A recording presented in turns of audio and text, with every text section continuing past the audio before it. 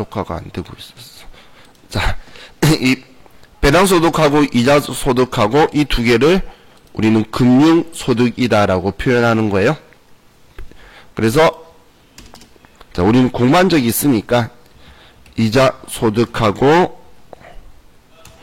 배당소득하고 두 개를 더하면 우리는 금융소득이라고 하는데, 이 금융소득은 우리가 연 이야기 1년간 2천만원 이하는 분리과세가 돼요. 금융소득 2천만원 이하는 우리 분리과세가 된다라고 보시면 돼요.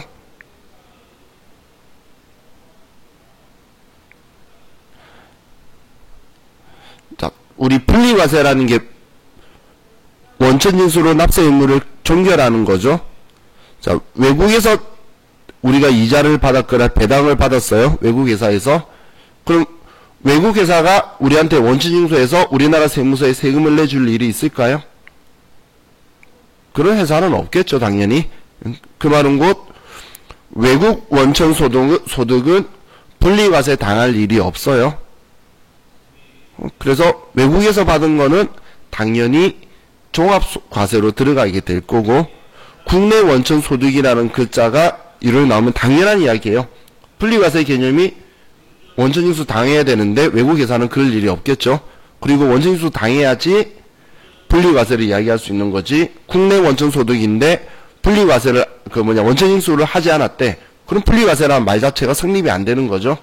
그래서 분리과세의 개념만 정확하게 생각하시면 그 나머지 국외 원천소득이라든지 원천징수 안 당한 거는 분리과세 대상이 안 된다라는 건 여러분들이 인지를 하실 거예요. 자, 그럼 이 분리과세라는 걸 왜 중요시 생각해야 되냐면, 이 분리과세는 소득금액에 들어오지 않는 거예요. 우리는 소득금액으로 우리 소득세법상에 소득을 판정을 할 건데, 얼마 버는지 이 사람에 대한 소득을 판정할 건데, 이 소득금액에 분리과세는 들어오지 않는 거기 때문에 이 분리과세에 대해서 여러분들이 정확하게 인지를 하고 계셔야 되죠. 자, 다음 사업소득을 볼게요.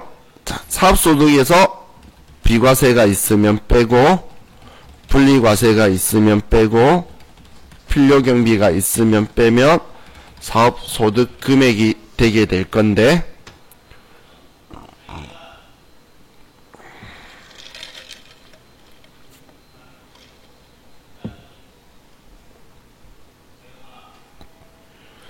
자, 사업소득은 여기에 분리과세가 없는 소득이에요. 분리과세가. 자, 사업소득의 형태를 가지고 보면, 사업소득은 사업장이 있는 사업소득하고 사업장이 없는 사업소득자의 형태 두 가지가 있어요. 우리 주위에 옷가게라든지 여러분들 음식점이라든지 이런 사업장이 있는 사업소득자 형태라든지, 아니면 저처럼 이렇게 수업을 해서 계속적 반복적으로 하고 있는데, 근데 우리 그 사업소득인데 사업장은 저는 없죠. 수업에 관련해 가지고는 이런 걸 우리 사업장이 없는 사업소득자라고 해요. 먼저 사업장이 없는 사업소득자는 일단 원천징수를 우리가 지급자가 3%를 해요. 그리고 나서 추후 종합소득 신고로 확정 신고를 하는 방식을 써요.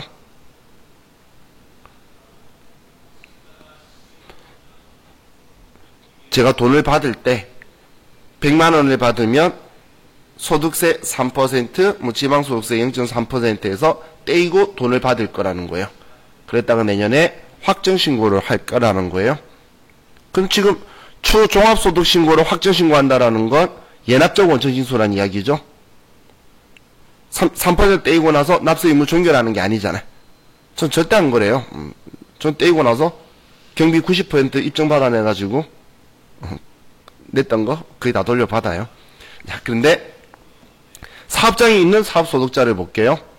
자, 사업장이 있는, 제가 옷가게를 해요. 500원에 옷을 사와서 800원에 옷을 팔았어요. 그럼 저는 얼마 벌었죠? 300원 벌었죠? 그럼 이 300원은 내가 창출한 건데 이 단계에서 저한테 원천징수할 수 있는 사람이 있을까요? 원천징수라는 게 성립이 될 수가 없죠. 한마디로 사업장이 있는 사업소득자는 원천징수 자체가 성립을 할 수가 없어요. 그렇기 때문에 사업장이 있는 사업소득자는 종합소득세 신고할 때 납부만 하게 돼요. 원천징수 한 적이 없으니까. 저처럼 사업장이 없는 자들은 3%라는 세금을 떼었기 때문에 이 돈보다 작게 내야 되면 환급을 받을 수도 있고 더 내야 되면 낼 수도 있는데, 사업장이 있는 사업소득자는 원천징수를 당할 방법이 없죠. 그래서 이분들은 무조건 원천징수 당할 일이 없으니까 납부만 한다라고 보시면 돼요. 그럼 지금 분리과세라는 건 완납적 원천징수인데, 사업장이 있는 사업소득자는 원천징수 자체를 당하지 않고 사업장이 없는 자는 나중에 예납적 원천징수고, 그렇기 때문에 분리과세가 없는 소득이다라고 이제 질문을 하게 될 거예요. 자, 그리고 자, 필요경비라는 거는, 필요경비는 주로 인정해 주는 게 월세라든지 종업원 급여들이에요. 사업소득은 얘는 매출액으로 보시면 돼요. 매출액. 그럼 필요경비는 얘는 우리 매출 원가하고 우리 직원 급여하고 월세 등이에요. 이런 것들이 필요경비다라고 보시면 돼요. 제가 1년 동안 매출이 개인사업자인데 1억이에요. 1억에 세금 부과하는 건 말이 안 되겠죠? 근데 사업 물건이 5천만 원이었어요. 그럼 일단 5천만 원 빼야 되겠죠? 그리고 직원이 한 명 있었어요. 직원한테 3천만 원 줬어요. 그럼 직원이 3천만 원 가지고 근로소득세 내야 되고 저는 번 게 2천만 원 밖에 없겠죠? 근데 1년간 월세를 1,000만 원 냈어요. 그럼 그 부동산 임대사업소득자인 그분이 소득 1,000만 원은 그분의 소득이죠. 그분이 세금 내야 되는 거고, 나는 그럼 나머지 1,000만 원에 대해서만 세금을 낼 거라는 거예요. 그래서 이 필요경비의 종업원 급여는 기속자인 종업원한테 근로소득을 과세할 거고, 월세는 부동산 임대사업소득자한테 사업소득을 과세할 거지 나의 과세 대상이 아니라는 거예요. 내가 번 게 아니기 때문에. 그래서 나의 사업소득 금액에 들어오지 않고 뺀다라고 보시면 돼요. 자, 다음 근로소득을 보면, 자, 근로소득에서도 비과세 소득이 있으면 빼고 분리과세가 있으면 빼고 필요경비가 있으면 뺄 건데, 필요경비는, 자, 근로소득 여러분들 회사가 아닌데 필요경비를 입증할 수가 있나요? 입증할 수가 없죠. 근데 필요경비가 들어간 건 맞다라는 거예요. 우리가 근로소득이라든지 사업소득에서 혹은 또 기타 소득의 최대한 모순점이 필요경비라는 게 과거에 발생하고 그에 대한 소득 창출이 미래에 일어난다는 이야기예요. 그렇기 때문에 우리 회교를 치면은 수익 비용에 대한 게 맞지가 않겠죠. 왜냐면 어릴 때 공부하고 투자하고 자기 발전 일으킨 게 나중에 나에게 급여나 대가로서 돌아오기 때문에 적절하지가 않아서, 하지만 우리는 그해 일어난 소득에 대해서 세금 부과해야 되니까 일정 요율만큼 그럼 근로소득 공제로 얼마 정도를 빼줄게 라는 방식을 쓰고 있어요. 필요경비를 입증을 못하니까 어느 정도 빼줄게 라고 하고, 그러면 우리는 근로소득 금액이 나오게 되고, 이 근로소득을 우리는 총급여라고 표현을 많이 해요. 총급여.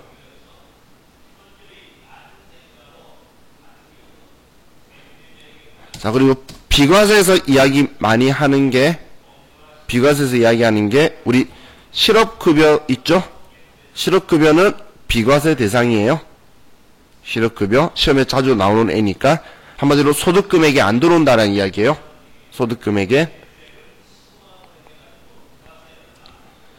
자, 그리고 근로소득공제는 얘는 500만원 이하는 70%를 공제해줘요. 500만원 이하는 70%를 공제해줄 거예요.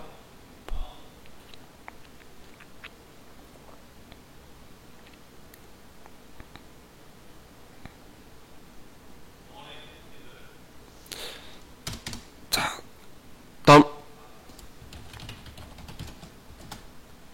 연금소득은 비과세 있으면 빼고 분리과세가 있으면 빼고. 자, 연금소득에 대해서 필요경비가 있을까요? 없어. 자, 생각을 해볼게요. 여러분들 연금 내고 싶어요? 국민연금 떼고 싶어요? 안 떼고 싶어요? 많은 분들이 미래를 생각하면 있어야 될 것 같은데도 지금 안 떼면 좋겠죠? 그죠?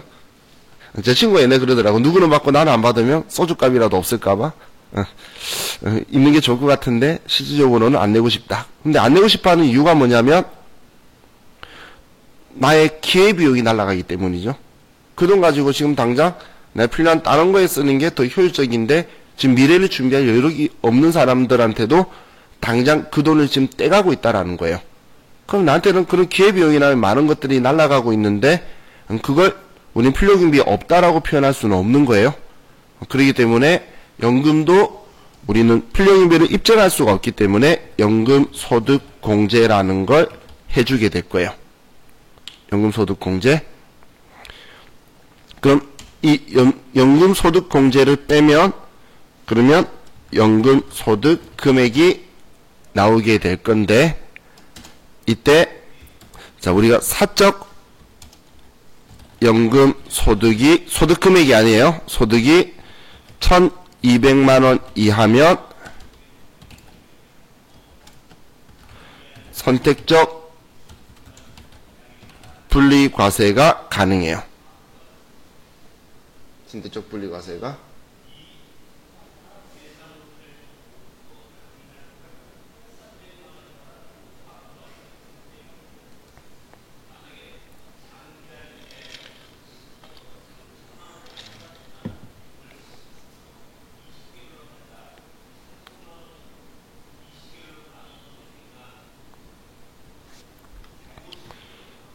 지금은 제가 왜 이 이야기들 하는지 이해가시죠?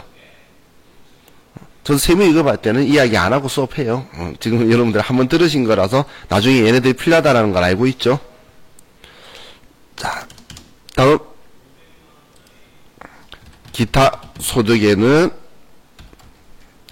비과세가 있으면 빼고 분리과세가 있으면 빼고 필요 경비가 있으면 빼면 기타 소득 금액이 되는데 기타 소득이라는 것 어쩌다 한 번씩 간헐적으로 발생하는 거예요. 어쩌다 한 번씩 간헐적으로. 자, 어쩌다 한 번씩 간헐적으로 발생한다라는 건 제가 지금 수업하고 있는 건 매일 수업하고 있죠. 계속적 반복적 공급이라고 표현을 해요. 그럼 저는 우린 사업성이 있으니까 사업소득이라고 하는데 지금 여러분이 지금 수업을 하는 일을 안 하고 계신데 어딘가에 수업을 해서 강연료를 받았어요. 그러면 그거는 일시적 강연이 되는 거예요. 그런 것들이 기타 소득이라고 해요. 사실 이것 때문에 세법상에는 소송이 되게 많아요. 왜냐하면 기타 소득이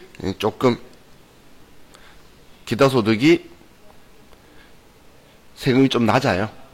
사업소득보다. 그러다 보니까 기타 소득으로 해서 나중에 과세관청에 걸려가지고 사업소득으로 뒤집고 근데 기타 소득이다라고 하고 저번에 소송 걸린 거 보니까 도대체 영어를 뭘 가르치는지 1년에 8억을 벌었대요. 도대체 뭐 저처럼 영어 못하는 사람을 단기간에 영어를 잘할 수 있도록 만들어냈는지. 근데 그 사람이 기타 소득으로 처리를 했다가 뭐 사업소득되고 뭐 이렇게 이야기가 많아요. 그럼 그 사람이 수업 횟수를 몇 번 안 하나 봐요. 몇 번 안 하는데 8억을 번대요. 그럼 엄청난 사람이죠. 그럼 이 기타 소득은 그 복권 당첨이라든지 아니면 우리가 상금을 받는다든지 그런 것들 있죠. 그런 것들도 전부 다 기타 소득이에요. 그럼 이 기타 소득에서 필요경비 부분이 있는데 이 필요경비는 저의 기준이에요. 이건 제가 만든 기준인데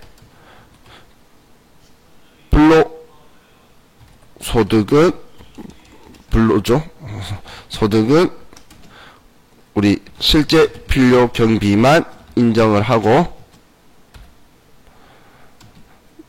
그리고 우리가 그 외 소득에 대해서는 추정 필요 경비를 인정해줘요.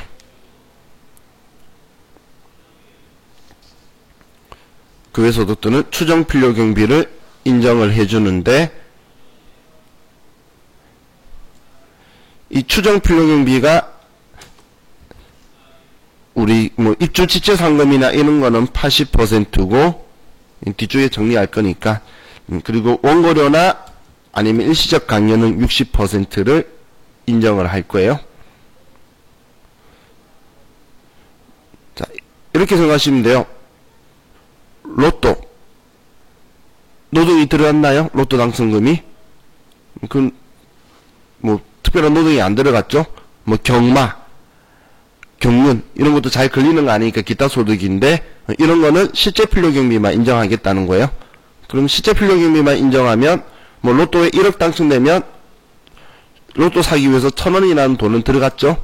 그럼 1,000원 빼고 세금 계산할 거란 이야기예요. 그게 실제 필요 경비인데 근데 제가 뭔가 원고를 써가지고 당첨이 됐어요. 그럼 원고서 당첨이 돼서 1,000만원을 받았어요. 그러면 그때는 불로소득이라고 말하기는 적절하지가 않죠. 그런 경우에는 필요경비 60%를 인정해서 소득 금액을 400만원이다라고 해서 세금을 부과를 들어갈 거란 이야기예요. 그럼 이 기타 소득에서는 기타 소득 금액 300만원 이하는 선택적 분리과세가 되고 300만원 이하는 선택적 분리과세가 되고 그리고 복권 당첨금은 무조건 분리과세다라는 것도 같이 기억을 해두세요. 한마디로 소득금액에 들어오지가 않겠죠. 자, 선택적 분리과세라는 거는 우리 가구의 그 세부담이 유리한 쪽으로 선택해서 얘를 분리과세하겠다, 종합과세로 집어넣겠다를 선택할 수 있는 거예요. 선택할 수 있는 거예요. 우리 부양가족을 봤을 때 내가 이 사람을 나한테로 집어넣어서 소득 공제받고 그 사람은 20%인 분리과세 20%인 기타 소득세율을 맞는 게 맞느냐? 아니면 그 사람한테 전부 다 그냥 소득 있는 걸로 잡아서 6% 세율로 종합소득세를 계산하는 게 맞느냐? 이건 어느 게 유리한지를 선택해서 할 수 있는 게 선택적 분리과세라고 하는 거예요. 자, 무조건 분리과세는 선택사항이 없어요. 그냥 지급하는 자가 전부 다 지급하고 하면서 원천징수하고 끝내버린다는 거예요. 자, 그럼 지금 제가 이야기한 게 여기에서 이자 소득에 대한 게 있었고 이자 소득 배당 소득 컴퓨터라니까 힘드네요. 사업 소득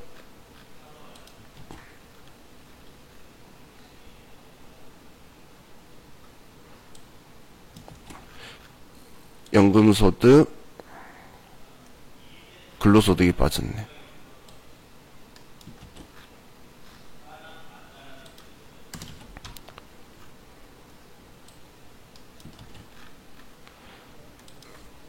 자, 지금 이렇게 6가지 소득이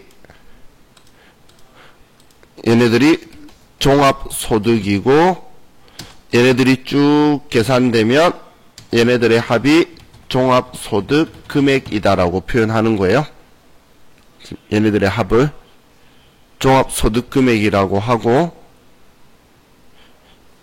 여기에 분류과세를 하기 위해서 따로 뺀 게 우리는 퇴직소득이 있고, 이 퇴직소득도 비과세가 있으면 빼고, 그걸 이제 봤어요. 복권학점에. 경마상금도 전부 다 분리과세예요. 근데 시험에 안 나오더라고. 자, 그럼 비과세고, 분리과세가 있으면 빼고, 뭐 장기 근속공제 같은 거 있으면 빼면 퇴직소득 금액이 될 거고, 양도소득도 비과세가 있으면 빼고, 분리과세가 있으면 빼고, 장기 보유,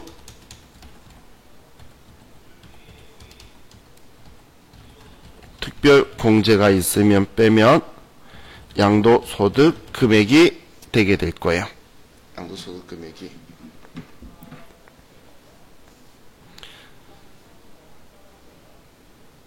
죄송해요.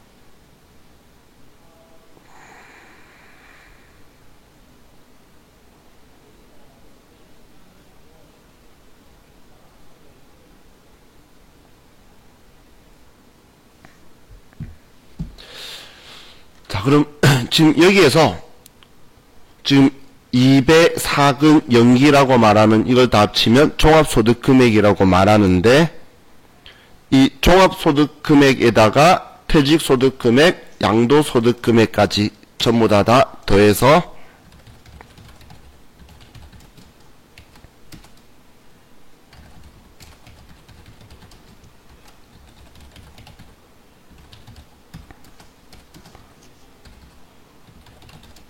자, 이 합이 100만원 이하이면, 우리 소득세법에서는 이 100만원 이하이면 소득이 없는 자로 간주할 거예요. 지금 100만원 이하라는 건 연 100만원 이하예요. 소득이 없는 걸로 간주하기 때문에 여러분들이 기본공제 대상자를 판정할 때 이 소득금액으로 계산해서 얘네들을 다 합쳐서, 그래서 100만원 이하면 내 월급으로 같이 먹고 살고 있다 라고 하는 게 기본공제 대상자라는 뜻이에요. 기본공제 대상자라는 건 내 월급으로 같이 먹고 살고 있는 사람들, 그런 의미다라고 보시면 돼요.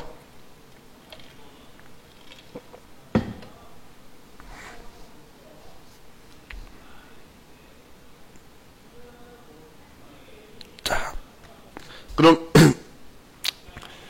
지금 우리 교재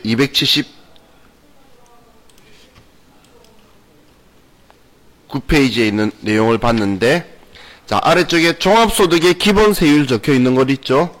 이거는 여러분들이 외우고 그럴 필요 없어요. 얘는 그 CTA 시험이나 CPA 시험에도 위에 참고 자료로 해서 전부 다 주는 정보예요. 걔네들도 안 외워요. 우리 시험에도 물어볼 필요가 없겠죠? 근데 하나만 기억해 둡시다. 최저세율이 6%라는 거. 최저세율이 6%라는 건 좀 기억을 해 둘게요. 자, 그럼 지금, 근데 우리 상식적으로 세법 공부한 사람인데, 이렇게 오른쪽에 세율에 몇 더하기 몇 적혀 있는 거 보는 방법 한 번만 볼게요. 보는 방법. 자, 지금 이거 가지고 보는 방법이, 예를 들어서 1,500만원을 1,500만원이 이제 과세 대상, 과세 표준이 됐다고 볼게요. 소득에 대해서 하는 게 아니라 과세 표준이 1,500만원인 거예요. 지금 과세 표준 1,500만원이면 대한민국 사람들 뺄 거 다 빼기 때문에 실질적으로는 한 4천 정도 버는 사람들이에요. 대한민국 사람 돈 많이 쓰는지 소득에서 소득 금액으로 빼면 쭉 다이어트 하더라고요. 자, 그럼 1,500만원이면 위에 것 계산대로 하면 1,200만원까지는 6%이고, 그죠? 그리고 나머지 초과하는 300만원에 대해서는 35%다라는 이렇게 계산하는 게 누진세율 제도죠. 그죠? 그러면 지금 1200만원에 6% 계산하면 6일은 6, 6이 12, 72만원이 되잖아요. 72만원이. 그죠? 그러면 이 72만원이 되면 이 300만원만 15% 곱한 금액에다가 72만원을 더하면 된다는 거예요. 한마디로 이 4,600만원 적혀있는 건 4,600만원까지 풀로 찬 거에 우리 과세표준 계산하면 582만원이라는 거예요. 그러면 4,600만원 넘어간 부분만 24% 부과해서 더해주면 이 사람의 세액이 나온다라고 계산하는 방식이 표예요. 근데 이 표가 있으면 엄청 편한 이유가 뭐냐면 9천만원 번 사람이 있죠. 9천만원을 벌었어요. 그러면 지금 여기에 걸리게 되겠죠. 그러면 200만원만 35%를 하는 거예요. 9천만원 벌었으면. 그럼 200만원에 35%면 얼마죠? 70만원이네요. 맞나요? 200만원 35%면 70만원이면 여기에 70만원만 더하면 1660만원이 세금이 된다. 이렇게 계산하니까 얘가 지금 빠르다는 이야기예요. 그렇게 쓰려고 여기에 적어놓은 방식이다라고 보시면 돼요. 자, 그럼 우리 다음 페이지에 넘기시면 소득별 필요경비라는 게 적혀 있는데, 자, 이자소득과 배당소득은 필요경비를 인정하지 않는다라고, 제가 금융소득은 필요경비를 인정하지 않는다라고 제가 적었었죠. 금융소득은 인정하지 않고, 자, 그리고 사업소득은 총수익금액에, 이 총수익금액이라는 표현은 비과세하고 분리과세를 뺀 걸 원래 수익금액이라고 주로 표현을 해요. 그럼 여기에 대응하는 실제 비용을 필요경비로 인정한다라고 적혀있죠. 그런데 장부를 기장하지 않는, 지금 사업소득자 이야기예요. 사업소득자가 장부를 기장하지 않는 사업소득자들이 있어요. 저는 좀 해야 돼서 하고 있는데, 아닌 사람들은 우리 단순경비율이나 작으면, 근데 엄청 작을 때 단순경비율 2,800 이하 연, 그게 또 넘어가면 기준경비율을 사용해서, 우리 경비율이라는 건 또 세무서에서 사업소득자지만 소득이 이제 작으신 분들은 힘드니까 너 그 60몇 %는 필요경비로 인정해줄게, 40%만 번 걸로 계산해줄게 라는 추정 경비율을 사업소득자도 가지고 있다라고 보시면 돼요. 자, 그리고 뭐 나머지는 우리 뒤쪽에서 볼 거니까, 자, 교손금과 2월 교손금이라고 적혀있죠. 자, 이 교손금은 일단 먼저 10년간 2월 공제를 해줘요. 10년간 2월 공제를 해줘요. 교손이라는 건 사업소득에서 발생하겠죠. 이자 받고 배당 받고 월급 받는데 교손이라는 건 나오지가 않아요. 그러면 10년간 2월 공제를 해줄 건데, 지금 우리 책에 적혀 있는 거는 근영기 2배라고 적혀 있는 건 교손금 공제 순서고,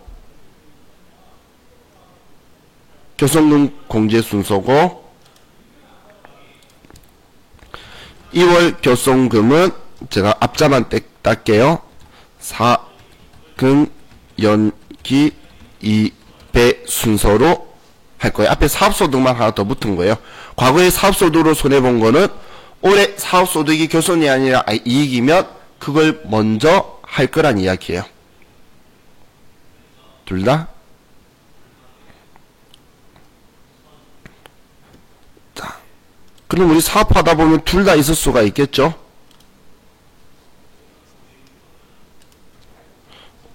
교손금하고 2월 교손금하고 둘 다 있을 때, 자, 이거 올해 개정사항이에요. 2월 교손금부터 공제를 해요. 자, 작년 것까지는 교손금 먼저 정리하고 돈 남으면 옛날 거 공제하러 가는 게 순서였는데, 지금 이 코로나 때문에 힘들어서 옛날에 손해본 거부터 먼저 공제하고 올해 손해본 거는 미래에 공제받을 수 있도록 해주겠다고 법을 개정을 했어요. 그래서 옛날 기출문제를 보시면 교손금 공제가 먼저인 걸 아냐라는 포인트로 해서 많은 사람이 2월 교손금이 먼저라고 생각하는데 작년까지는 교손금이 먼저였어요. 그런데 둘 다 있을 때는 올해부터는 우리는 2월 교손금부터 공제해준다라는 걸 이론상 기억해 주시고, 그리고 이제 마지막으로 부동산 임대업인 경우에는 부동산 임대업에는 타소득하고 교손금 공제를 해주지 않아요. 타소득에 대해서는 타소득하고 교손금 공제하지 않고 부동산 임대 소득에서만 하는데, 또 여기에 또 예외가 있어요.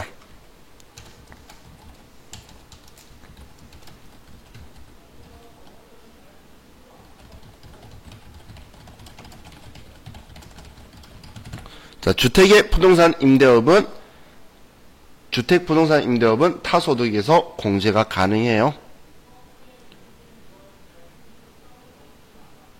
주택에 대한 거는 이걸 제외한 부동산 임대업에 대한 교손금은 부동산 임대업에서만 공제가 되는데, 주택의 경우에는 우리 예외로 두고 다른 소득에서도 가능하다라는 이야기예요.